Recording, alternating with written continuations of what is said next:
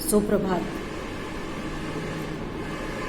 जब पाठ्यक्रम के कटौती की बारी आई थी तो उस समय जहाँ तक हम लोग पढ़े थे उसमें से भी कुछ पाठ की कटौती हुई, लेकिन पाठ 11 तक हम लोगों का पूर्ण इसलिए माना जाएगा कि जिस पाठ की पढ़ाई नहीं भी हुई है वो अब नहीं पढ़ेंगे।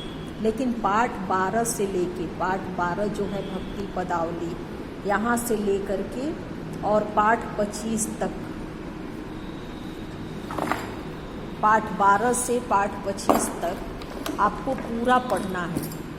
3 दिन से ऑनलाइन क्लास में इसी को बता रहे हैं, लेकिन ऑनलाइन क्लास में बहुत बहनें नहीं जुड़ती हैं जिसके कारण दिक्कत होती है। तो ये देखिए जो पाठ 12 है भक्ति पदावली, इसमें 4 कवियों का, चारों ही भक्त कवि, मीराबाई कृष्ण की भक्ति करती थी, सगुण भक्ति की उपासक कृष्ण की भक्ति थी, रैदास भक्त कवि, सूरदास भक्त कवि और कबीरदास भक्त कवि, ये चारों के अलग अलग पद दिए हुए हैं। और यही कारण है कि इस पाठ का नाम, पाठ 12 का नाम भक्ति पदावली दिया हुआ है। भक्ति पदावली में सबसे पहले हम लोग मीराबाई के पद को पढ़ेंगे, जो हम 3 दिन से ऑनलाइन क्लास में इसको बताए हैं, लेकिन फिर से एक बार बता रहे हैं कि मीराबाई कौन थी। पहले हम लोग जान लें कि मीराबाई थी कौन। तो राजस्थान के एक राज परिवार से थी, लेकिन श्री कृष्ण के प्रेम में वो इस कदर दीवानी थी, इस कदर पागल थी। दीवानगी या पागलपन, मैंने ऑनलाइन क्लास लेते समय भी कहा था कि एक ऐसी दीवानगी जो वास्तव में पूर्ण रूप से पवित्र प्रेम को पाने की चाह थी। श्री कृष्ण के लिए उनके मन में जो पवित्र प्रेम था, श्री कृष्ण के प्रति जो दीवानगी थी, उसी को वो गाती थी और लोग उसको पदबंद कर लेते थे। इनकी भाषाओं पर राजस्थानी भाषा का बहुत अधिक प्रभाव। कहती हैं कि मेरे तो गिरधर गोपाल दूसरो ना कोई, मेरे तो गिरधर गोपाल दूसरो ना कोई, जाके सिर मोर मुकुट मेरो पति सोई।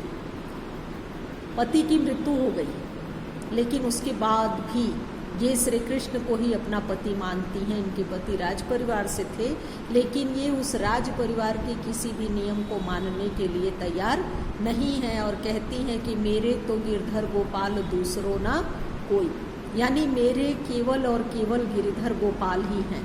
यहाँ पे देखिए गिरिधर शब्द दिया हुआ है और गोपाल, दोनों श्री कृष्ण का एक नाम है। गिरिधर और गोपाल शब्द जो है वो दोनों ही श्री कृष्ण का एक नाम है और इसी की चर्चा यहाँ पर इनके द्वारा की गई है कि श्री कृष्ण के अलावा मेरा कोई नहीं है। गोपाल यानी कि गाय पालने वाले वंश से, यदुवंश से थे वो उसमें, और गिरिधर यानी अपनी उंगली पर उन्होंने पर्वत को धारण किया था, इसलिए गिरिधर। ये सारे श्री कृष्ण के नाम हैं।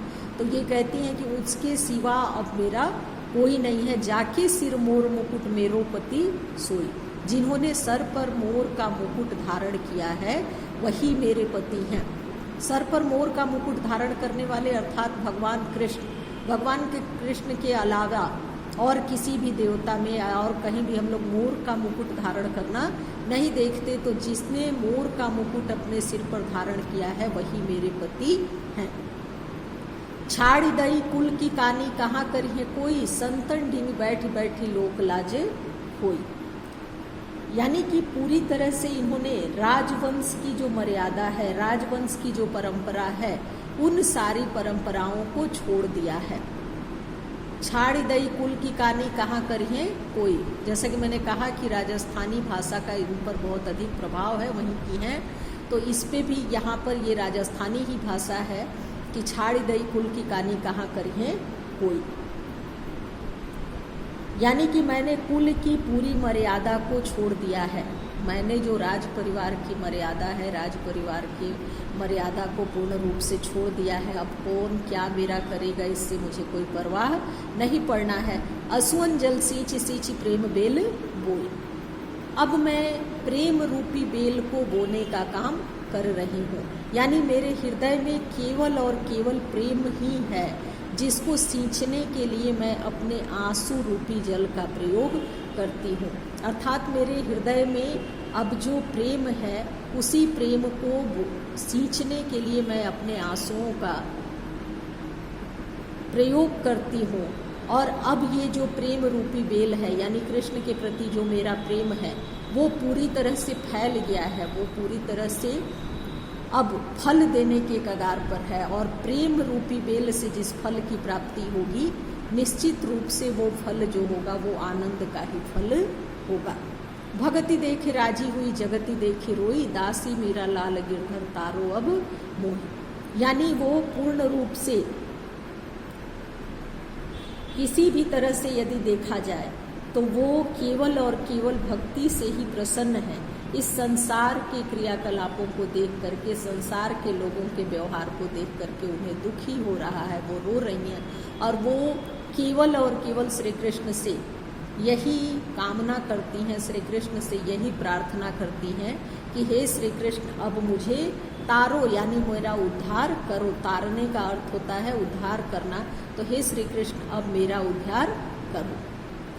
फिर से देखिए पाठ 12, जो अर्धवार्षिक परीक्षा के बाद का आपका पहला पाठ है। उसमें 4 भक्त कवियों के पद दिए हुए हैं। पाठ का नाम है भक्ति पदावली। और मीरा जो है वो श्री कृष्ण के प्रेम में दीवानी है, और वो श्री कृष्ण के प्रति प्रेम में इस कदर आसक्त हैं कि कहती हैं कि मुझे श्री कृष्ण से अधिक किसी की चिंता नहीं है। मैंने अपने कुल की लोक लाज मर्यादा को छोड़ दिया है, क्योंकि मैं चाहती हूँ कि श्री कृष्ण अब मुझे उद्धार करके इस भवसागर से पार कराएं, और मैं केवल और केवल श्री कृष्ण को ही अपने पति के रूप में मानती हूँ। यहाँ देखिए, अब जैसे ये मीरा का पद हम लोग पढ़े, उसमें मीरा के पद में है कि मीराबाई ने अपने पद में किसकी उपासना की है, तो श्री कृष्ण की उपासना की है। ऐसे मीराबाई वाला जितना भी प्रश्न है वो देख करके प्रश्न नंबर 1 से 4 का उत्तर आप लिखेंगे।